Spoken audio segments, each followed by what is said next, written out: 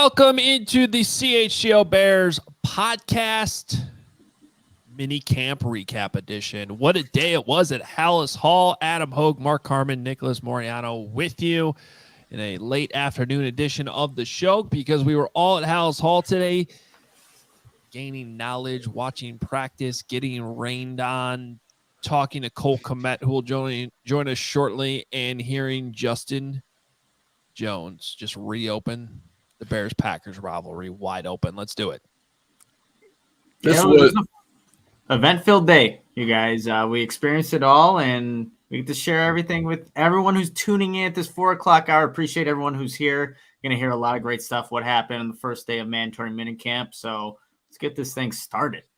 So I just want to shout out Justin Jones before we get to the audio. Justin Jones made his name in this town by taking on the New England Patriots last year.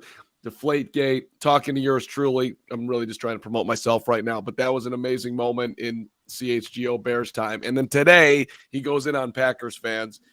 I got to get a 93 jersey. I don't know how long he's going to be here, but I think I got to load up on a 9-3. We got to do it. Like, this guy's unbelievable. Took on Brady. Now he's taking on the Packers, yelling at Aaron Rodgers. I wish you hadn't left. This guy's the greatest. I love Justin Jones. I was gonna say that he was the one that talked to you about Tom Brady and ripped Brady last year, right? Yeah, Deflategate. I'm gonna be checking all. I'm gonna check all the balls, and then they went in there, by the way, and kicked the Patriots' ass. That's what happened. And I was one of the few dudes, because everybody else apparently is just soft in this world. Because me and Justin Jones are tough, and I'll throw you two in there. I don't remember where you were at. But Greg Braggs was definitely like, I'm so happy Aaron Rodgers is gone. It's annoying that he's gone. We wanted to beat him and send him on his way. That would have been way more sweet than he just slunk out of town after beating the Bears for the zillionth time. So I was with Justin Jones on what he said today. It would have been fun to beat him.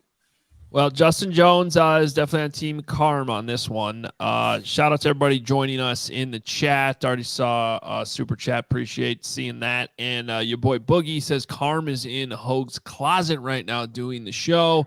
I can tell you that he is not in my closet. And the biggest reason there's proof of that is that if he was in my closet, I can guarantee you his internet connection would be way better than it is right now.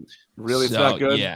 Yeah, it's not great, buddy. So while we bring Cole Kmet in the show, I don't know what you can do about it, but maybe we can improve it I'm going to fix that time. Because we are going to talk to Justin. Wait a second there, Carm. You can have a nice 8 minutes to do. Oh, he's gone. Okay. No, he's gone.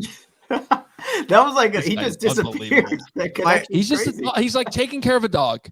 You know, my favorite part of the show was when he immediately went into the Justin Jones thing, even though you just said before the show started, we'll do that in the second block. Right. It's okay. You know, it's it's unbelievable. Okay, sometimes. Structure guy.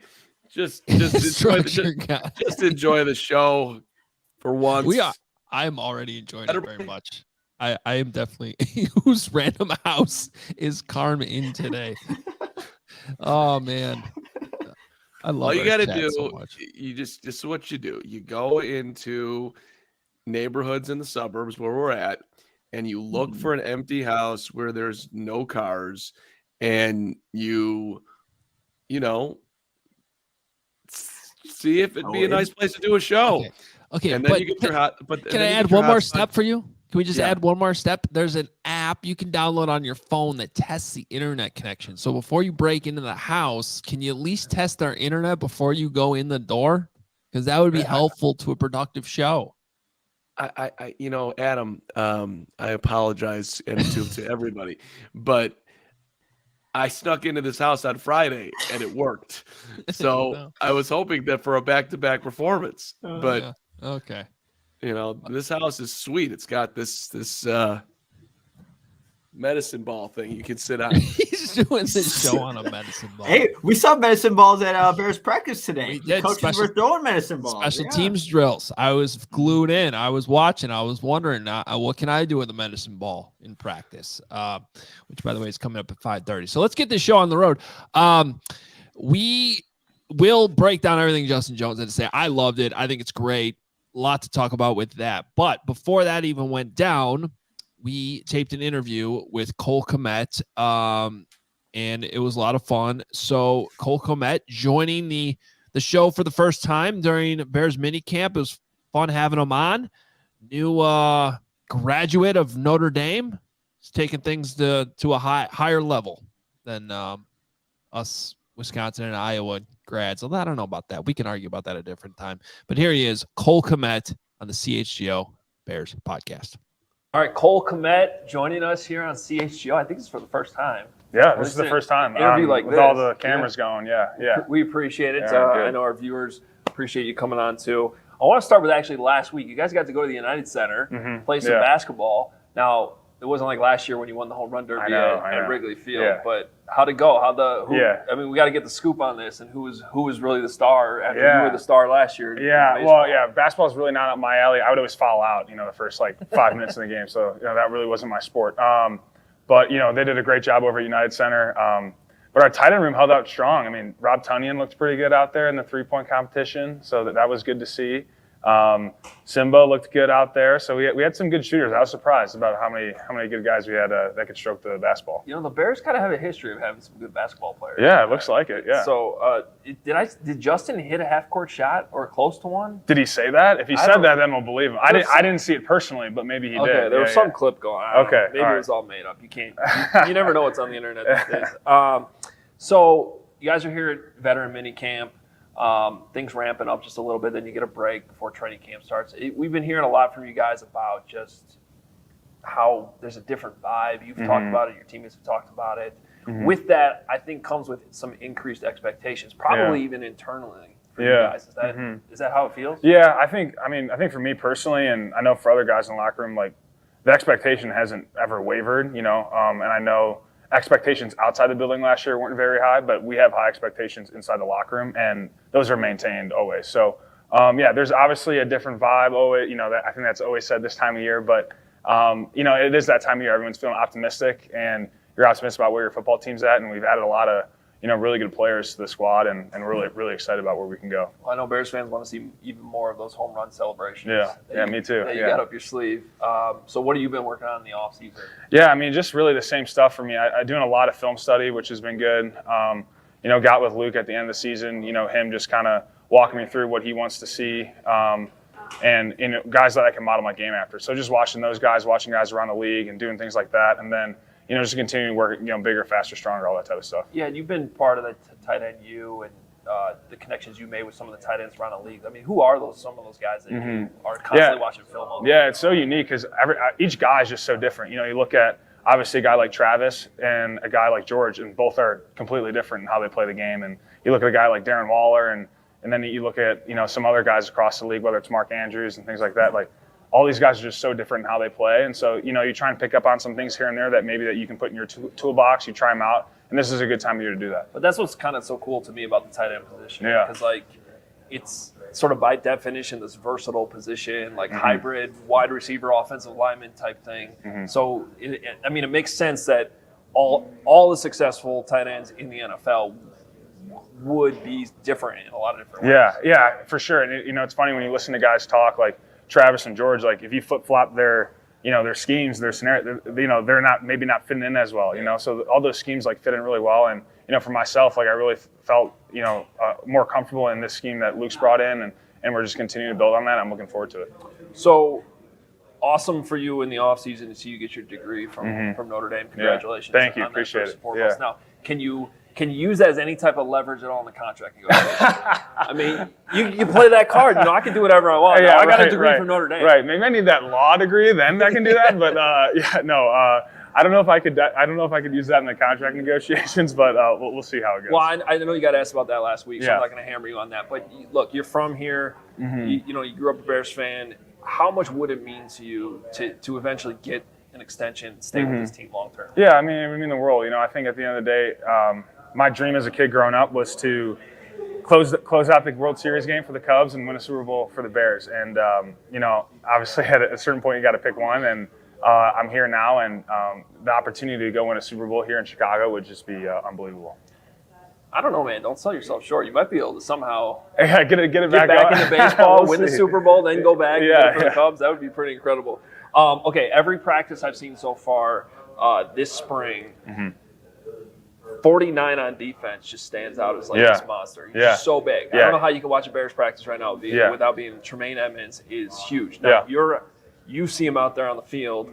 I know sometimes you're going 1s versus 2s and whatever, but from the times you've seen him on the field so far, like in what ways is he just his size make things difficult for you? Yeah, I'm not sure there's another linebacker in the league that is my size. Like I look at him, and he's like we're identical in size, which is crazy. The size and length is unbelievable. So I remember first day, like I'm running a through route down the middle, and Justin can't put that over the top anymore. You gotta kind of put it on a back hip or something. So there's things like that you talk about, especially with him out there. But he's just so unique in that aspect and his ability to cover, and obviously you just see his presence when he's in the huddle with those guys, and he's been awesome so far, and we're looking forward to see what he can do. Yeah, can you sense his leadership even though you're on the other side of the ball? Oh, absolutely. Yeah, even when we got like our leadership meetings and things like that, like he knows what he's not overly not saying a lot all the time, but when he says stuff, it means a lot and holds a lot of weight for sure. Now I did see you get him once today. Justin threw a nice ball. He did get it kind of over the top. He went towards the sideline. It was a nice catch over the shoulder by you. Yeah, we had a couple routes that we'd been running over and over. You get this time in OTAs, they've seen the same stuff over and over again, so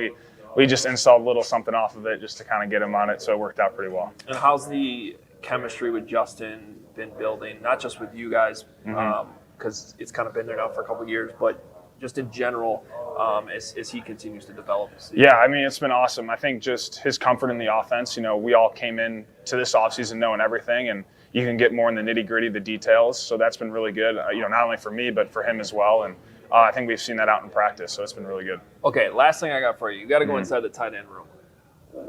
I haven't been able to talk to Bobby Ton, or you're calling Robert, Bobby Ton. I got like 6 names, so I still have not been corrected, but we'll see. I haven't had a chance to talk to him yet. What into the hair getting cut off? Yeah, so I guess, that was interesting to me. So he said he was going to get a haircut, and he donated it all to charity. So he did donate it. Yeah, so I guess that was the whole point of it. I don't know how it gets to that point in the first place where you're like, oh, I'm going to do this, but yeah, good for him, and then obviously went to a good cause, so that's pretty cool. Now, is he going to grow it back over the course of the season? I don't know. I actually don't know. I think he's liking the buzz cut right now. He likes how it feels, so I think he's going to stick with the buzz. I personally think he just looks better with the buzz, in my opinion. Yeah. And how's the bonding with him been going? I know you said you've known him for a few years. Yeah, it's been great. Another local guy. Yeah, it's been seamless. I think we're very similar personality-wise, so it's been really cool, and same mindset in terms of how we approach the game, so that's been awesome, and I think he's a great addition to the room into the offense. Well, as we wrap this up, what's your message right now to Bears fans as we go into the summer? I know that you'll take some time off, but then everyone's going to be super excited when training camp. You'll have the fans out here once again. I mean, what do you want to tell them right now? Yeah, I think it's okay to have high expectations. I think we have high expectations for ourselves, and we're not straying away from that. So we're excited about what we got going on here, and we want the pressure, we want the expectations, and we're looking forward to see what we can do this upcoming year. Cole, appreciate it, man. Yeah, man, appreciate it. It's good talking. Awesome, good stuff. Cole Kmet on CHGO. There it is, guys. Always good talking to Cole, and you heard it right there. High expectations are okay. I might start crying. That was so adorable. The shake at the end, Nick. I mean, come on. How adorable was that? That was a nice moment for CHGO. That was fluid. That was a good handshake right at the end. Proud of you, Adam. Proud of Cole. Fluid. Look good. Almost as flowing as the fountain today, which we'll get into. Well, shout out to the rest of the team. Nick doing a great job filming that on his beautiful Samsung phone that he likes to talk about. I took a picture. Yeah, I was going to say, and then Carm took some photos that you'll see. Great photo by Carm. It was a great job. We're building things up here, brick by brick, right? Brags. Pretty soon we'll have all of us in on these things. That's just a lie. That's fake news right there from Mark Carman. Then I'm 5'3". You looked 5'2". I was giving you an inch. I've never seen you look shorter than that moment right there. Look, I'm not gonna go to criticizing the camera angles by any means because Nick did such a great job. But anybody who's worked in the business knows that the angle, the camera. Also, he's taller than me. He's a massive NFL tight end. Okay. Yeah, I that was kind of a fun thing to see. But on a serious note, how do you not like Cole Kmet? Seriously. Dude's so solid, always positive, smiling, gives you the love. What are we No, I'm gonna have a heart attack with the Wi-Fi. No, you're good. I was laughing at one of the comments. You're good. Okay. They call me Mansion Hoge again. Yes, I like that that's building. Is the Wi-Fi better? Are we in a better spot right now? I think we're in a better spot. Okay. Matthew Gregory, our guy, says shout out to Carm's Wi-Fi. I think we're improving. You know, Okay. it's like a quality football game. You want to get better as you get in the second quarter, finish strong in the fourth eventually. Yeah. Okay. I feel better. All right. I do think it's interesting that both Kmet and Justin Jones, who we'll get into today, they both said that no one's shying away from expectations here. Mm-hmm. No one is saying, "Hey, slow down. We won 3 games last year. Let's let's brick by brick this thing." Bears fans should not be afraid of expectations. That was underlined for me at the end. Yeah, one thing that I really liked, and it was actually about Tremaine Edmonds, like what he adds to this Bears defense, this Bears team. Like he's saying, like he could see him eye to eye. He's not a lot of other linebackers in the NFL could do that with a guy of Cole Kmet's size, but the different arm angle you have to have now to get a completion over a guy like Tremaine Edmonds. I think that's something different that, as good as Roquan Smith was for the Bears, he never had the height that Tremaine Edmonds was, gifted with. So that I thought was an interesting little nugget there about how a guy like Tremaine Edmonds can impact the defense and impact the throws that quarterbacks are going to have to make in the middle of the field if they're trying to target against him. Yeah, and this part of the reason why I asked that question was because of the one big play we saw today, where I would describe it is again another up and down day for the Bears offense and Justin Fields, but there was a really nice throw he had over Tremaine Edmonds to Cole Kmet, who made a nice over the shoulder grab, nice adjustment to the football.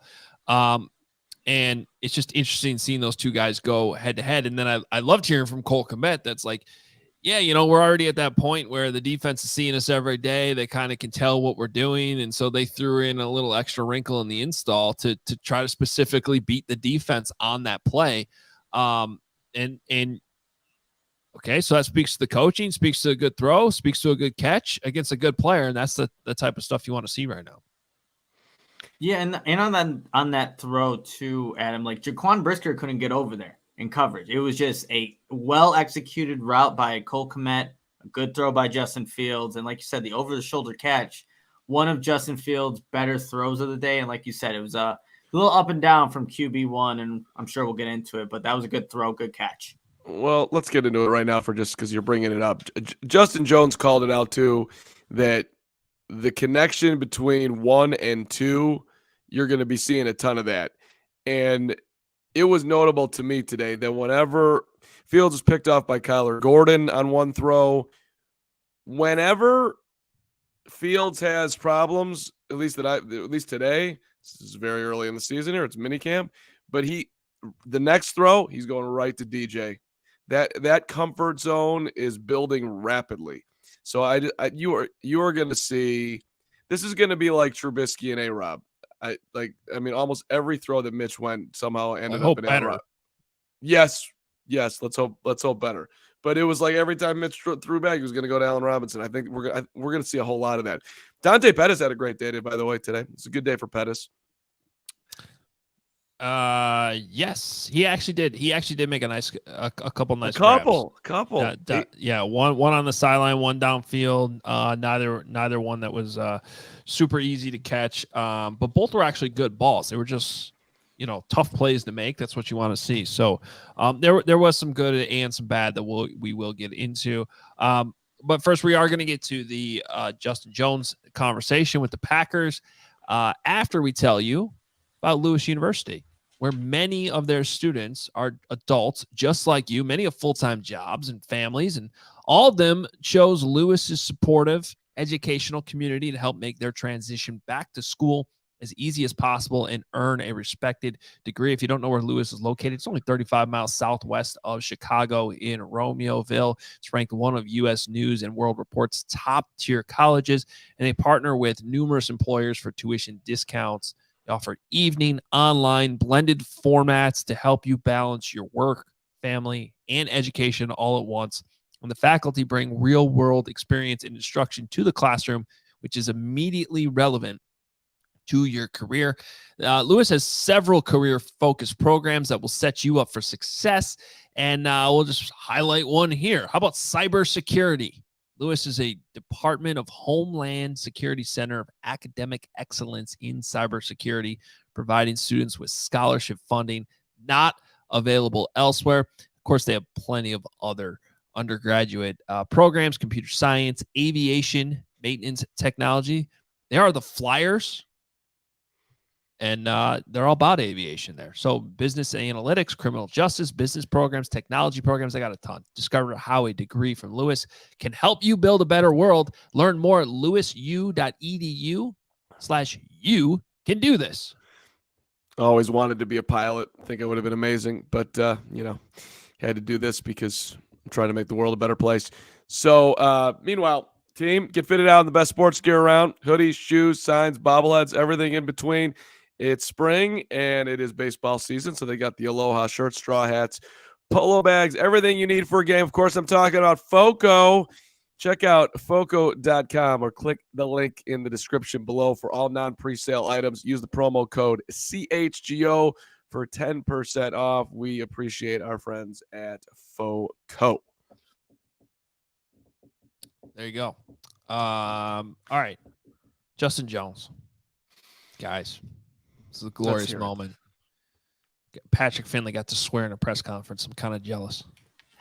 It was great. We actually have the audio for you, not just a quote board for you. We have the audio of what Justin Jones had to say when Pat Finley asked him about the NFC North, how it's different without Aaron Rodgers in it anymore. I wish he played one more year with Green Bay, honestly.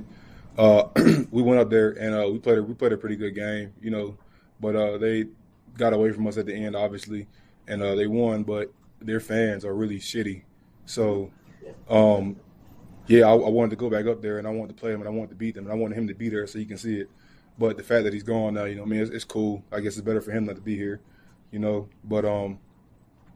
yeah, man, I'm ready to take it over. I mean, it's a good time to be a Bears fan. I'm not even gonna lie to you. So.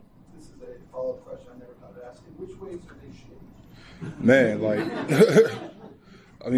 just the way that they're just freaking obnoxious, just yelling and all that other stuff about things that don't even matter. Like we're not even running a play, and you guys are talking about boo. Oh yeah, go. Like, what are we even talking? The game hasn't even started yet. Like, what are we even talking about here? Like, y'all, whatever, bro. Like, half of them don't even know football. It's so weird to me. But I'm just ready to go back out there and play, and I want to go out there and I want to beat the hell out of them, on their field, and I want to hear the boos then. That's what I look forward to. So. Let's go. Rivalry is back. I mean, he is not afraid to put a target on his back. He's going to get annihilated up there on the sideline. Good. And all right, bring it on. You think it was bad last year? Just wait till now. You can wait a long time. We're talking about week 18. They go to Green Bay. Yeah. It's gonna be a while. So they'll get their first chance right away at home in week 1 against the Packers. And then it'll be a long, long time before they have to go back up to Green Bay. But look, I love it. I mean, it's gonna be received certainly as I think bulletin board material. But look, let's just call it for what it is, because I'm sure Packer fans are gonna be like, oh, Aaron Rodgers still living rent-free in your head, Justin Jones, and whatever they're going to say, and they probably have a point on a lot of it. The reality is the Packers have kicked the Bears' ass for a long time, and this was one point in rivalry that you could have made an argument in the early 90s that the Packers would never, ever, ever catch. Like, if we were doing this show 30 years ago, and we said, yeah, you look at the all-time series, there's probably no scenario in which the Packers ever catch the Bears in the rivalry. Well, that happened, and now the Bears are behind. So it's been rough. It's been rough out there. But Rodgers isn't there anymore. And I regardless of what he said about Rodgers, how he wishes he was still there, I just love, that he's making this a rivalry. He's talking it up and he's saying that he wants to take control of it now. So not a lot of players will talk like that anymore, and I like it. Yeah, and he went right at the fans. Half of them don't even know football, so it's not even the shitty part that he said that was like the biggest takeaway for me. It's like half of them don't know what the sport that they're even watching, what they're even looking at, and I'm like, wow, Justin Jones is just throwing a haymaker after a haymaker. But like last year, Carm, when you asked him about the Deflategate and what he said there, I followed up after they beat the Patriots, and he doubled down on it. So I'm sure he's going to do the same when it comes to week 1 when they're playing the Packers and week 18. And it's fun to have a guy like that will rile up both these fan bases. And, hopefully the Bears are turning a corner to make this what was a rivalry back to that, because like you said, Adam, it hasn't been that way as of late. I mean, you got to love to hear the confidence, right? He's not taking any chips off the table. He's talking all the smack. He's talking smack too when he plays the game of football. I mean, that is a big high roll right there. That hey, I'll say it all, and I'm not going to worry about getting hurt. I'm just going to play the game that I love, and I'm going to be all right, and I'm going to be myself. But Justin, just this guy's he's going to be a second-year Bear. He's embraced the rivalry. How can you not love that? And for the record, yeah, okay, he's not an all-pro player, but he was one of the Bears' most productive players last year. He's been solid all year, and hopefully he'll be bigger this year. It was stuff that we're not going to play today. He was very complimentary to Jaquan Brisker. That was one guy that stood out that he underlined how big and able to move as well. So that was good to hear a little bit. I mean, he's not going to talk bad on his teammates, but I liked hearing it. So real quick, Harm, refresh our listeners, viewers who might not remember the Patriot stuff last year, what he said that kind of stirred things up. And then I'd just like to point out that he went out there in that game that the Bears won, their last victory of the season, by the way, and batted 2 passes down the line of scrimmage and recovered a fumble in that game. So he had a decent game to back it up, then doubled down on the comments. So in case anybody's wondering how motivated he'll be in week 1, there's that. Well, in that one, I literally went around the locker room that day and asked every single Bears player, like, your thoughts on Belichick. And I was hoping that somebody would hate him as much as I hate him in a sports hate way, And everyone was like, oh, what a greatest of all time. I mean, literally, everybody was just almost falling over themselves to say nice things about him. And then I got to Justin Jones, and he's like, I hate him. Deflategate. Been cheating forever over there. Deflate. I'm going to go check all the balls. And I stopped midstream. I'm like, what? Can you? And then when I talked to him after about it, he's like, I knew exactly what I was doing. I mean, it wasn't like it wasn't calculated. He wanted that to get over to them. It's the same. So today's calculated too. He was waiting for a chance to take a dig at the Green Bay fans. This is not somebody who hasn't thought through what he's going to say. Which is interesting because it wasn't necessarily a question I would have expected today in June, right? Like, sure, leading up to the first game, absolutely. But to get it today and have him say that, that's gonna be fun for the summer. I don't think he was planning on getting it today, but I think he was planning on whenever they ask me about Green Bay, I'm gonna go in on them. That's my plan. Someone's gonna ask me about the Packers in that rivalry, and I'm gonna tee it up. And we're playing in week 1. They better get ready to hear it because I'm coming right for them. Now, what do you think Matt Eberflus thinks about those comments? Different story there. Yeah, behind closed doors or in front of the camera. Well, because here I actually I have a take on this. Because on one side you could certainly be like, oh, come on, man, just got rid of Aaron Rodgers. We don't need to give him more motivation to keep the beatings going, right? That would be like sort of like glass half empty approach. From what I know about Ryan Poles and Matt Eberflus so far, I think they are highly competitive dudes who would much rather have their players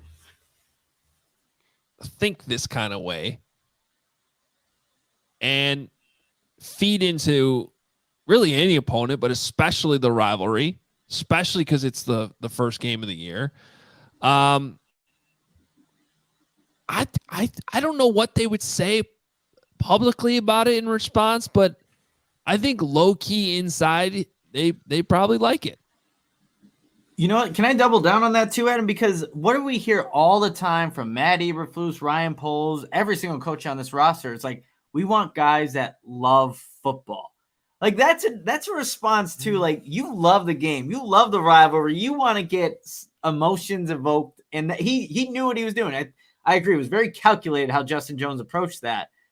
And I mean, that's just a guy that's really passionate about the game. He wants to go up there. He wishes Aaron Rodgers was there so he could see it, witness it for himself. So now the more I think about it, yeah, I think that's actually, they might look at that internally like, okay, we know why this guy was a leader on our team last year, why he could be a vocal leader this year too, even with more guys, is because he loves the game. And that's bottom line what all these players need to have if they're going to be a Flus or a Poles guy. And that's why they're here in the first place. And since you brought up the love of the game, Eddie Jackson spoke today too. We can get into some of the stuff that he said, but he was just another guy that underlined this group, the energy around it, how it feels different. This is Eddie's, Eddie was saying all this, and he put in, guys love to play football. And Justin Jones has a certain integrity about the game. He likes to go about his business the right way. He likes to be a great teammate on Sundays or whatever day they play. There's a reason that he's here, that he was in essence, I guess, the backup plan to Larry Ogunjobi. I don't know if most likely he wouldn't be there if that physical ended up going the way the Bears wanted it to at the time. But they brought him in not because he was like a super high-end talent guy, but a guy who was versatile, and he'd be a great guy in that locker room. And that's exactly what he's been.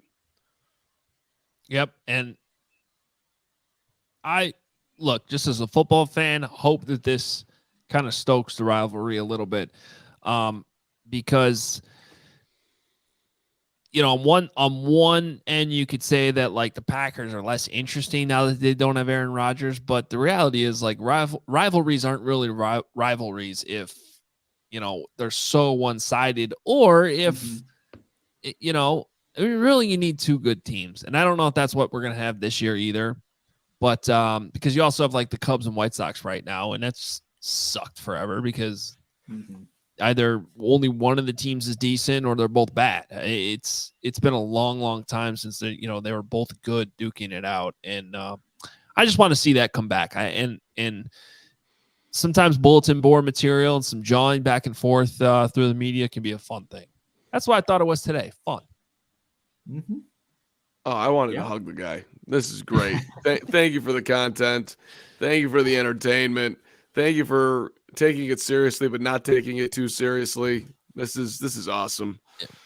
Hit the like button for Justin Jones. And Lawrence has got a great poll going on. Is he your favorite Bear? Yes, which I didn't read the full thing first, and so I clicked yes. And then the second option is hell yes. Keep changing options. I'd like to change my answer, but I think our scientific polling, you can't do that here. Once you make a decision, the decision is final. Which one's winning right now? I can't see it. Is hell yes is winning 60% to 40%. Okay. That's awesome. Good. All right. Shall we also talk about some of the things we saw today at practice? First of all, a little attendance report for you. Matt Eberflus confirmed that everybody on the roster is present at minicamp, which is mandatory. So no drama there with anybody. Everybody's around. Now, not everybody is practicing. There are still guys that are out, like Darnell Mooney, who we didn't actually see today. So that's why I thought it was not that I was worried about Darnell Mooney being around, but that's why it matters that Flus kind of confirmed that everybody's there. Chase Claypool still not practicing. Flus saying he's dealing with a couple of things now. Nothing sounds serious, but still not ideal not having Chase Claypool out there. Jack Sanborn still not practicing, although it sure sounds like he is going to be full go to start running soon, because Flus said that the Sand God should be able to be running in these summer weeks off. And so it sounds like both he and Mooney will be back for training camp. I didn't get it on video, but I have some Sand God video that I'll tweet out after the show. But I was watching the Sand God at one moment, and he started running in place, and it was the most fervent, aggressive Sand God running in place moment. I was like, he's itching. He's 57 is ready. It's killing him that he's not out there for minicamp. But I got a video of him walking, and I will tweet out Sanborn walking after the show. You know what? I think he's itching to maybe get on the football field there, Mark, and just kind of looking at the other guy that's probably one in competition with Sanborn for that strong linebacker position is Noah Sewell. He almost had a near pick on Justin Fields, jumping a route in the flat, nearly had an interception. He was the guy starting when the Bears were in their base 4-3 defense. And I was talking to Herb Howard from the Bigs, and Noah Sewell just nonchalantly just throws up one hand in a linebacker drill and gets an interception. And we were both saying, man, as good as Jack Sanborn is, I don't think he makes that type of play. Like, Noah Sewell is just a more athletic guy. But then we were saying, of course, like when you put him on the football field, it doesn't matter how athletic you are. Jack Sanborn was just making plays. But Noah Sewell was showing up today. So, hey, Jack Sanborn's probably itching to get back on the football field to show this team exactly what he can do. And, of course, they know from last season. But there's another guy in the room right now. I don't know who you're talking about, this Noah Sewell character. I didn't see him out there at all today. I'm just I was dialed in on the Sand God. I wanted him to catch the ball though, Nick. I mean, he did diagnose it and jump the route on a throw that was intended for Cole Kmet, but he didn't make the play, broke it up. True. So here's just a little snippet at the day. Just looking at my notes, I think it kind of just sort of tells the story. But Kyler Gordon had an interception on Fields that was like sort of I wonder if you reviewed it on replay if it was really a catch or not, but there were officials there today. They ruled it a catch, and he got up and fumbled it right away. And then he dove back on it. But good dive on the fumble moment for Gordon, although hang on to the football. Yep. Kmet also slipped on that play too. So that's why Kmet was supposed to be there, but he slipped on that play.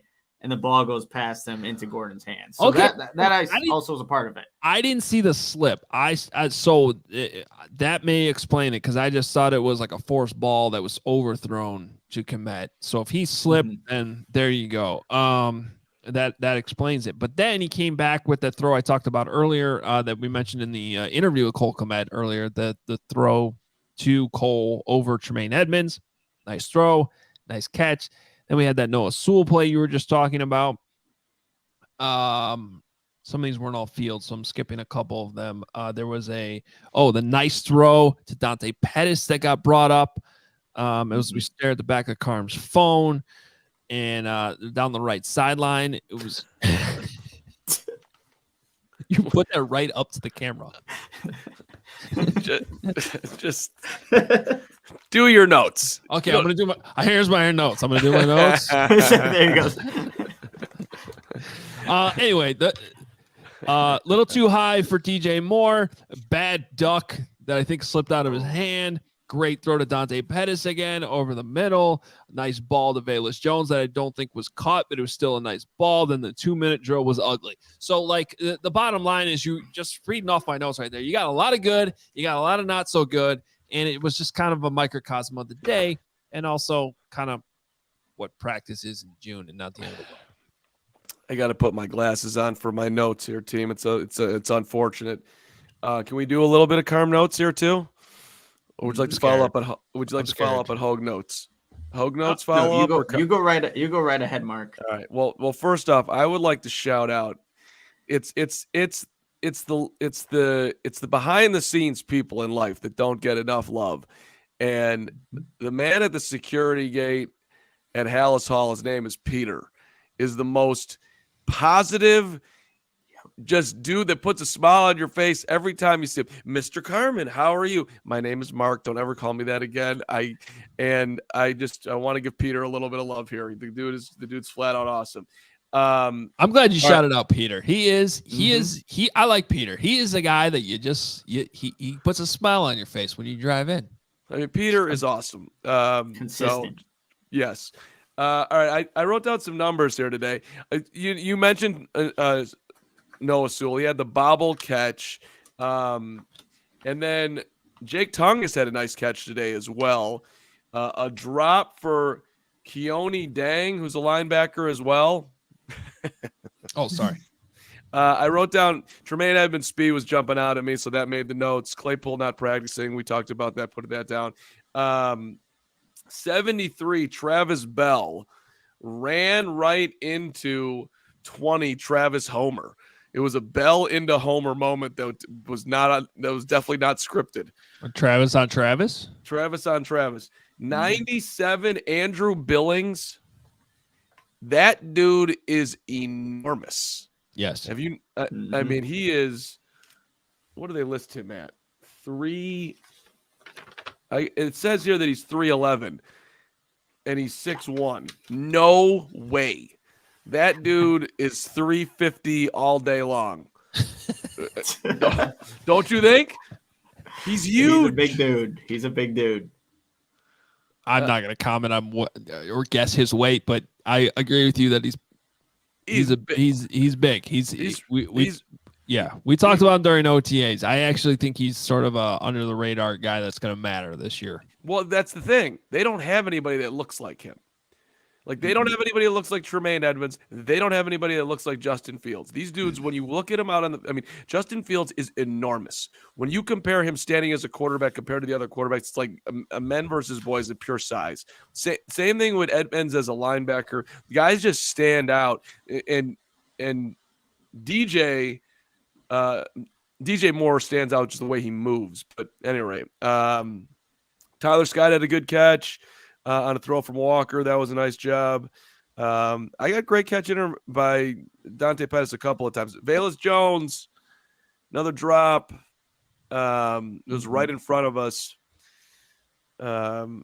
Just not looking great yet. He's on it for a couple of other drops. And like you said, Hoge, the 2-minute drill was just off today. It's nowhere close to what they wanted. It made you think that the defense is definitely ahead of the offense right now if we're trying to be positive. But it wasn't exactly the first string defense that was out there at that point either.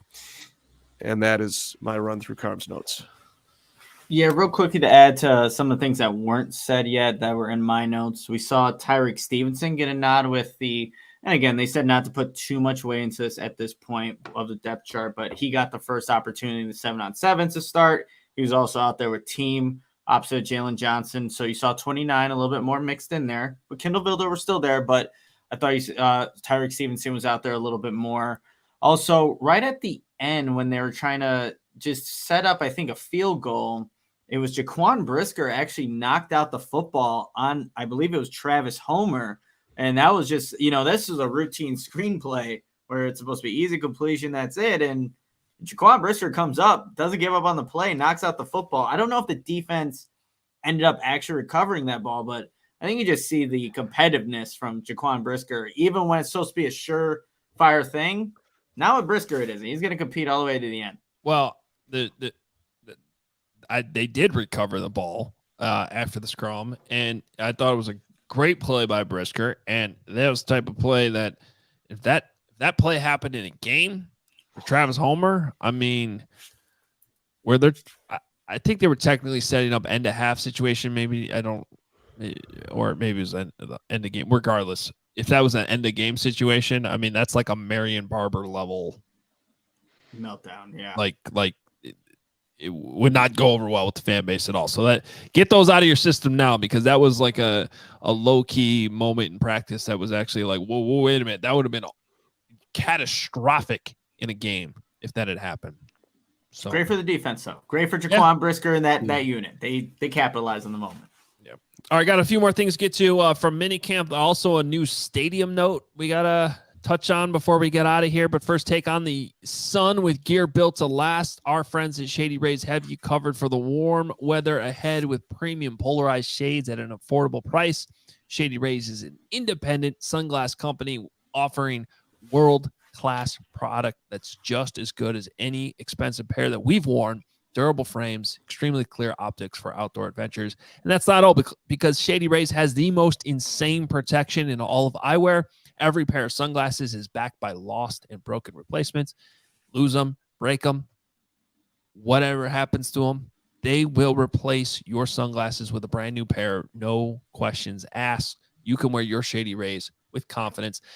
And together with our customers, Shady Rays is providing much needed support to nonprofit partners across the U.S. through Shady Rays Impact. Exclusive for our listeners, Shady Rays is giving out their best deal of the season. Go to shadyrays.com. Use code CHGO. You'll get 50% off 2+ pairs of polarized sunglasses. Try for yourself the shades, rated 5 stars by over 250,000 people. Adam just told you about all the great benefits of Shady Rays, but there's equally as many, maybe more, if you're a CHGO diehard member. Look, one, you get your podcasts and live shows on every team every day when you're a part of us, post-game shows, premium written content for members at allchgo.com, dope merch. We're having a great sale right now and for all teams.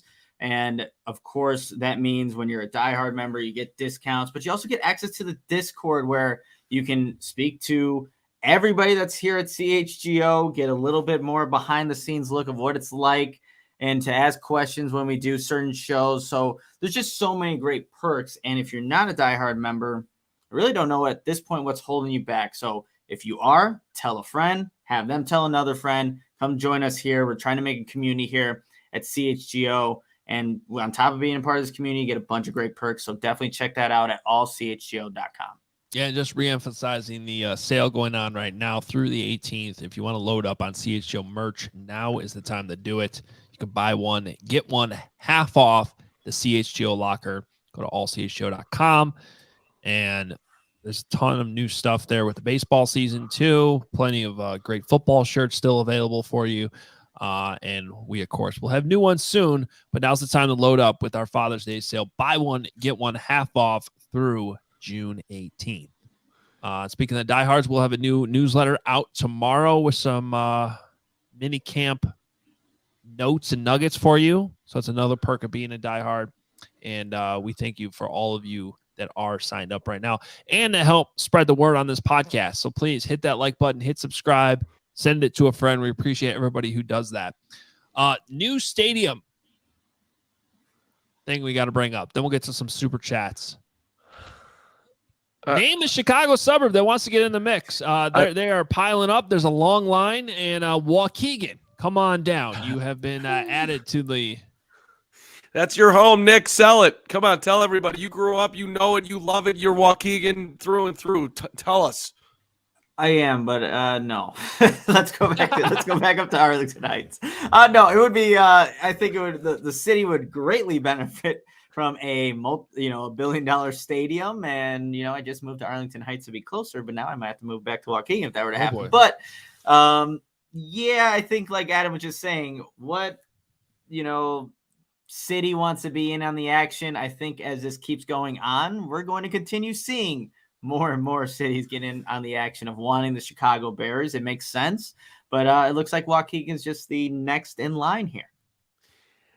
I mean, I really think that everybody should throw their hat in the ring, and I'm going to do it myself. Like, I have a plot of land that I have my eye on, and if the Bears want to call me, I don't want to give the suburb away. But, it's right outside of where I grew up. Fine, it's Highwood. I think Highwood should make a play. Highwood's great. I don't know what kind of open land they have, but Highwood's a good spot. Well, they used to have Fort Sheridan over there. I don't think the fort is active. There are families that live there, but it's right on the lakefront, just like Waukegan. Why just build the whole thing in Lake Forest? Let's go. Like, why don't we just let's get everybody in on here? Come on, Rockford. Where's your pitch? Let's go. I mean, seriously, if you had to pick right now, they go to Waukegan or Naperville. What are you taking? Waukegan, it's closer. Got the Genesee Theater. Mm-hmm. Closer to me. I'm being totally selfish. I mean, on that question, I'm just being selfish. The lakefront too. I think there is an opportunity. I've been wanting for them to do something on the lakefront forever now. So hey, maybe they can make something happen. I mean, who the hell does Waukegan think they are? Honestly, you think the Bears are coming to Waukegan? They had Otto Graham, one of the greatest quarterbacks in NFL history there, Mark. That's about all I can Is Waukegan really known as the city of progress? Oh, well, that's a first. Get the hell out of here, Waukegan, and you too, Naperville. This is ridiculous. Look, just figure it out. Brandon, the door is open, at least ajar. We cannot go to Waukegan, and we're not going to Naperville. This is the Chicago damn-ass Bears. Waukegan and Naperville. Come on, man. By the way, low-key cool moment today. I thought, Cole Kmet named you stadium guy, Carm. Yeah, so I forgot what he said exactly, but he was like, "You're the stadium guy." Well, that was the fun part of my day because we the way we set up the interview with the Bears, Adam, the mansion setting it up, and so it was Adam's doing the work with Kmet. But I came out to say hello, take a picture, see whatnot, and when I walked out, he was like, "What do you think of the stadium stuff? You're a stadium guy," and I'm like, and I just said the same thing that I just said right now. F Waukegan. Get the hell out of here, Waukegan. Waukegan. Come on, man. And then no disrespect, Waukegan. Just know your role. Your role is not the Chicago Bears. We're not going out. They're not going to be the W Bears. That's ridiculous. I mean, I respect. Look, I get it that people are trying to advance careers, and all of a sudden, the mayor of Waukegan, whoever that is trying to get his name out there. But we're not going to Waukegan. And we're not going to Naperville either. I get it. Way to go, Kevin Warren. Use all the leverage. But if you go to Naperville, that just would suck. And Waukegan would suck. I'd almost rather drive to Iowa City. Make them the Iowa City freaking Hawkeye Bears. Let's go. No, let's not say things like that. No. Hey, I also say this about Kmet. He's like, hey, like the melon hat, the build shirt. So, Kmet just recognizes good stuff when he sees it. And Cole and I, just rewinding back last year, I when all this was going down and we went out to Arlington Heights, I said, "You are from Arlington Heights. Wouldn't you rather play in Chicago with the Bears at Soldier Field?" He's like, "So yeah, I would, but I think that ship might have sailed, basically, if I can remember the conversation right." But so we started talking about it because he's from Arlington Heights. And then I dropped the ball and didn't ask him about it today. So yeah, that was a bad Great job, interview. but a good interview. Was it though? I don't know. It would have been interesting. I wanted to hear what he would have said. About Waukegan? Yeah. Hey, Waukegan's trying to trump your hometown. That would have been, what's up with that? Who the hell does Waukegan think they are? Waukegan. But hey, dare to dream in life. Go out, go for all your, I got it. You're just fighting. Hey, as we're in the slight silly corner, I do want to shout out Nicholas Moreano for an amazing catch last night in right field. He came on as the CHGO softball team. We didn't really need the catch, to be honest, because we're just so dominant at this point.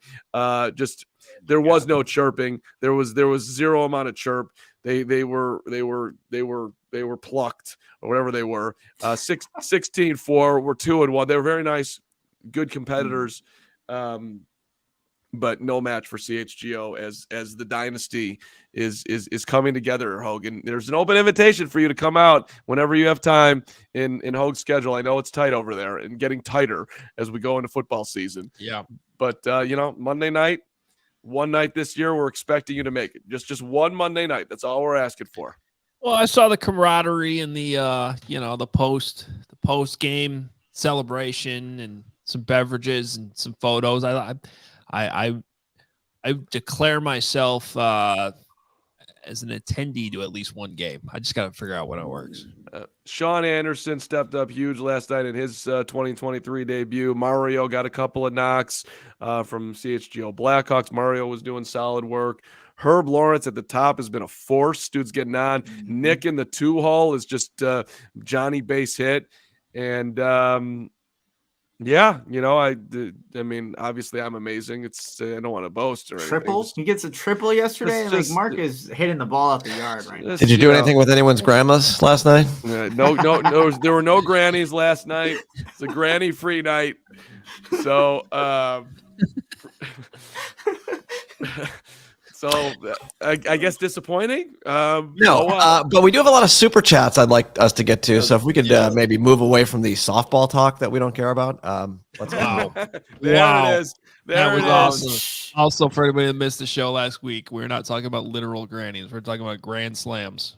Just to clarify, Lawrence is officially the director of no fun. Well, actually, right now I appreciate Lawrence for chiming in because I got to get to practice. So he's right. Let's get to these super chats.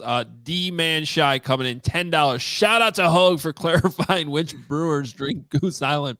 For the longest time, I thought they meant the Milwaukee Brewers. I kept thinking, why the hell would I want to drink what they drink? You know, it's funny. All the times I've done that read, it never occurred to me that drink what the Brewers drink.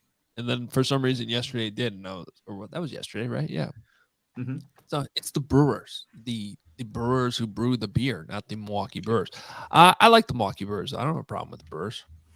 Great stadium. Great stadium. Maybe the Bears should move to Milwaukee. Let's go. Well, they can play in Milwaukee for a couple of. They're going to play at the brand new Ryan Field when they rehab the new Soldier Field into the greatest stadium of all time. That's the plan. Okay, sure enough. Whatever. The Bears Bastard, $4.99. Love hearing the connection between Fields and Moore's developing. How important is it to get Claypool out there to develop that chemistry with Justin Fields? And then part two, at what point are you concerned about Claypool not getting live reps? No. Yeah, I just I hate to say it because it's not fair to a guy who's just dealing with injury or whatever, but it's just the Claypool thing just doesn't have good vibes, right? Mm-hmm. I'm pro. Those two need as much time as possible, and I mean, Justin's. It can't just be him and DJ Moore. So getting Mooney and getting Claypool back is important.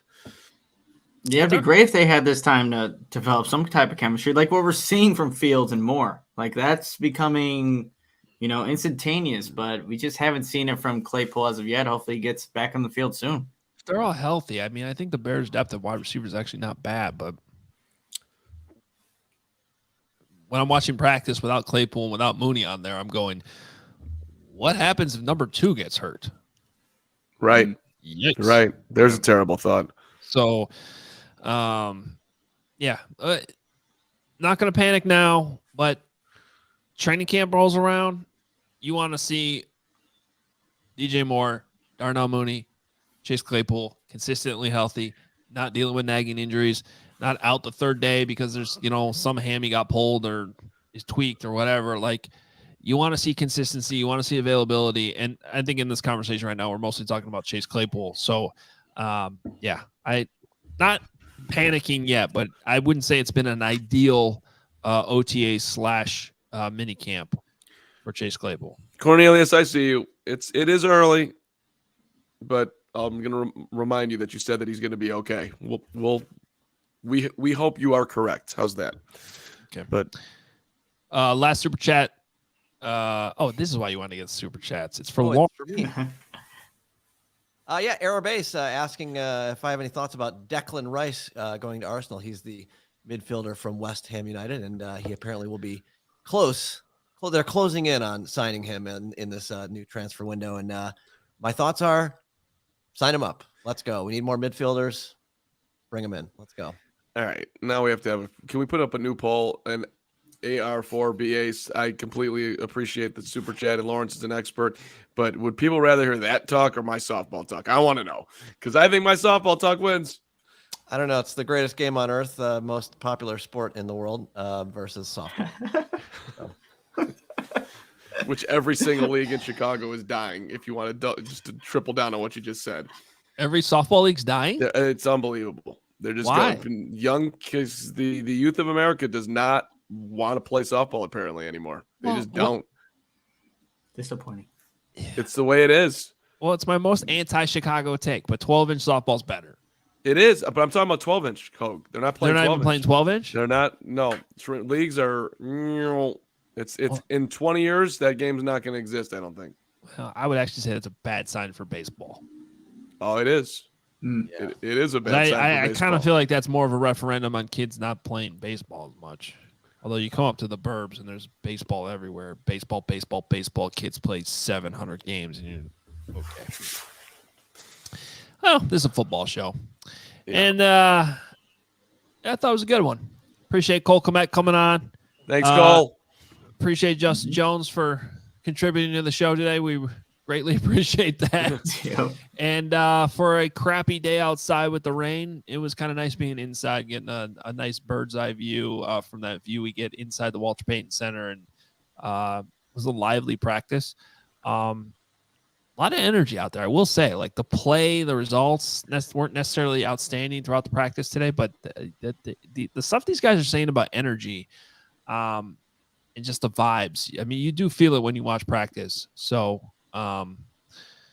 it's hard. Like this is always the optimistic time of year, but there is, I have to say, there's something about this team that is like, that reinforces those usual roses and sunshine vibes that are, you know what I'm getting at? Like there seems to be something real behind it.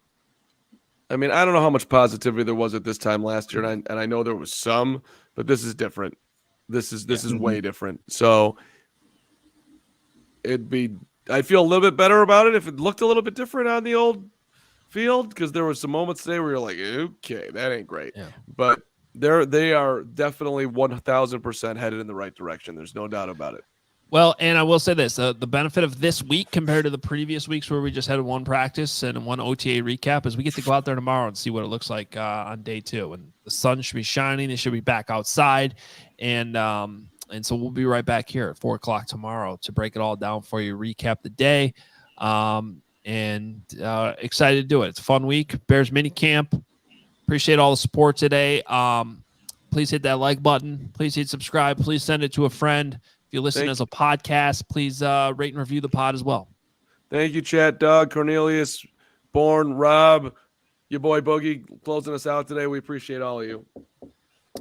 You too, Nick, Adam, Lawrence, Kevin, Jake. You want to give Bragg some love?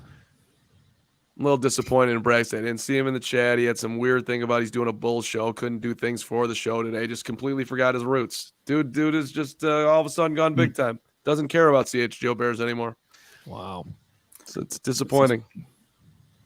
It is. He's a Bulls guy. He's a Bulls guy. Yeah. Bragg's in the Bulls stands. Next thing you know, he's gonna leave us. He's gonna leave us for the Fire Show. Yeah. It's a great show. See you later. Lawrence, it's the greatest sport there is. And, maybe you should. Yeah. No, he'll probably be doing the Sox show. Then he's doing the Cubs show. I think he is actually doing all those things. All right. We're out of here. We'll talk to you around 4 o'clock. Another Bears minicamp recap show. Talk to you then.